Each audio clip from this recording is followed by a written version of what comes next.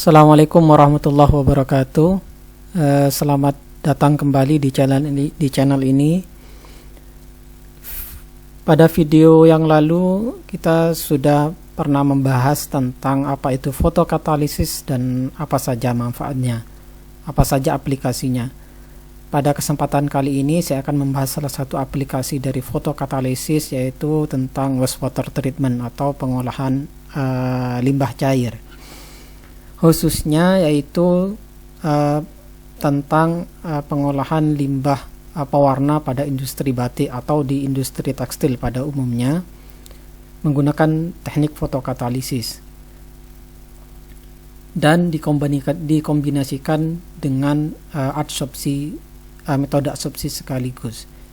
Kita tahu salah satu pewarna tekstil atau batik yang populer yaitu adalah methylene blue atau methylene biru yang banyak digunakan di berbagai industri tekstil ataupun di batik ataupun yang lain sebagainya, di mana pewarna ini ketika dia dirilis ke lingkungan itu akan sangat berbahaya kalau terkontaminasi pada masyarakat, pada orang, sehingga dibutuhkan untuk treatment supaya dia menjadi tidak berbahaya lagi. Kita tahu industri batik saat ini di Indonesia lagi gencar-gencarnya sangat meningkat, apalagi di Pamekasan sekarang lagi sedang gencar-gencarnya promosi tentang batik, khususnya di Pamekasan di tempat saya ataupun di daerah lain. Namun yang jadi masalah adalah minimnya edukasi masyarakat tentang bagaimana mengelola ataupun cara supaya limbahnya itu tidak dibuang sembarangan ke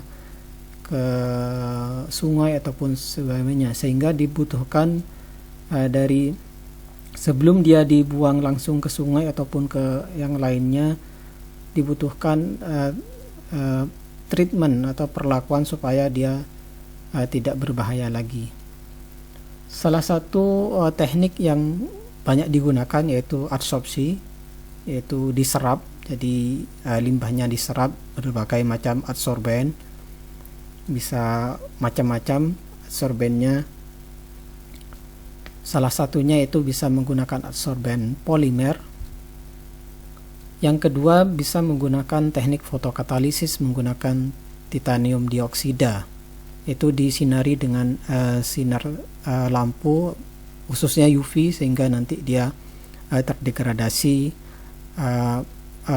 limbahnya. Nah, pada video kali ini kita akan mengkombinasikan dua teknik sekaligus, yaitu berupa adsorben yaitu polimer yang kita kombinasikan dengan titanium dioksida atau imobilisasi titanium dioksida ke material polimer, sehingga dia akan menjadi adsorben yang juga sekaligus mengandung fotokatalis berupa titanium dioksida, sehingga diharapkan dengan mengkombinasikan ini bisa menambah performa dari material ini. Nah, ini berupa ikatan kimianya atau berupa ikatan hidrogen. Bisa dia berupa ikatan hidrogen antara polimer dan titanium dioksida, atau bisa berupa koordinasi atau bidentate coordination of carboxylate dengan titanium 4 plusnya. Jadi ini hanya ilustrasi kimianya. Nah, cara membuatnya yaitu seperti polimerisasi biasa, yaitu seperti kayak membuat bulking, jadi metode bulking. Jadi monomernya berupa akrilamid, kita campurkan dengan titanium dioksida. Kita menggunakan yang merek Dagusa P25 yang sudah standar, lalu dilakukan polimerisasi menggunakan crosslinker dan inisiator dan sebagainya, sehingga kita peroleh seperti ini. Yang sebelah kiri atau yang A ini hanya hydrogel saja, jadi adsorben saja. Kalau yang sebelah kanan kita tambahkan titanium dioksida, dia berwarna putih seperti ini. Jadi yang ini memiliki dua keuntungan sebagai adsorben dan juga sebagai fotokatalis karena mengandung titanium dioksida. Kalau kita lihat di sini, ini adalah gambar menggunakan scanning electron microscope. Kita lihat pada poliakrilamid atau polimer titanium dioksida ini kita lihat ada serbuk-serbuk putih seperti ini merupakan kandungan titanium dioksidanya. Nah, selanjutnya untuk proses degradasi limbahnya atau fotokatalisnya, ini adalah ilustrasi reaktornya. Jadi materialnya ini kita tempatkan di sini.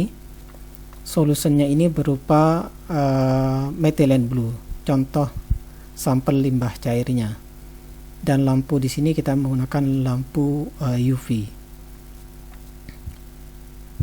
Sebelum dilakukan eksperimen fotokatalisis, lampu UV-nya kita matikan terlebih dahulu untuk melihat supaya terjadi proses adsorpsi. Dan kita lihat di sini pada saat adsorpsi tanpa disinari lampu, dia dapat menyerap methylene blue-nya hingga kurang lebih 50% dari konsentrasi awal. Konsentrasi awalnya yang kita pakai adalah 5 ppm. Nah, selanjutnya setelah adsorpsi kita lakukan foto degradasi, yaitu dengan fotokatalisis. Ini yang first circle. Selama kurang lebih 150 menit semua konsentrasi semua methylene blue-nya itu dapat didegradasi. Kalau kita bandingkan dengan tanpa methylene blue, tanpa poliakrilamid dan titanium dioksida, methylene blue tidak dapat didegradasi hanya menggunakan fotolisis atau menggunakan cahaya UV saja. Nah, untuk melihat performa dari poliakrilamid dan titanium dioksida ini, dilakukan eksperimen sebanyak 3 kali. Jadi setelah eksperimen pertama kita ulangi lagi dengan sampel limbah yang baru, tapi menggunakan materialnya, poliakrilamid titaniumnya itu menggunakan material yang sama. Jadi ini yang circle pertama, circle kedua dan ketiga. Kita lihat pada circle kedua dan ketiga itu kemampuan untuk adsorpsi cukup menurun, itu sekitar 30%, dari 50% jadi 30% dan seterusnya.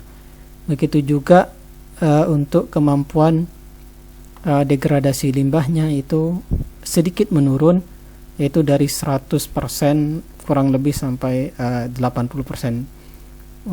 Ini bisa dikatakan masih cukup baik, dan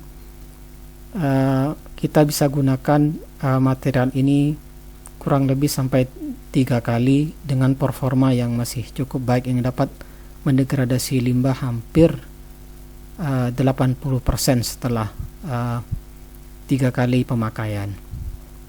Nah, lalu bagaimana prinsip reaksi dari degradasi dari methylene blue? Ini adalah reaksi umum dari fotokatalisis, bagaimana yang sudah kita bahas di video pertama tentang fotokatalisis, yaitu ketika titanium dioksida ini disinari oleh sinar lampu UV, maka elektron itu akan tereksitasi pada conduction band ini. Sedangkan di di valence band ini akan meninggalkan yang namanya hole yang bermuatan positif. Nah, kita lihat reaksinya di sini. Ini akan menghasilkan hole dan elektron. Hole ini akan bereaksi dengan air yang ada di larutan methylene blue, kandungan air, akan menghasilkan hydroxyl radikal, sehingga hydroxyl radikal ini atau kita sebut dengan active oxygen species yang akan mendegradasi methylene blue. Atau methylene blue juga bisa bereaksi langsung dengan elektron membentuk yang namanya glycomethylene blue, yang ini tidak berwarna, sehingga selanjutnya juga bereaksi dengan hidroksil radikal atau hidroksi radikal sampai menghasilkan CO2 dan H2O. Jadi pada fotokatalisis ini zat akhir terjadi mineralisasi, sehingga produk akhirnya hanya menghasilkan CO2 dan H2O. Begitulah prinsip fotokatalisis tentang pada degradasi limbah methylene blue pada berbagai limbah cair di industri tekstil maupun batik. Terima kasih atas perhatiannya sudah menonton video ini, dan sampai jumpa lagi di video berikutnya. Wassalamualaikum warahmatullahi wabarakatuh.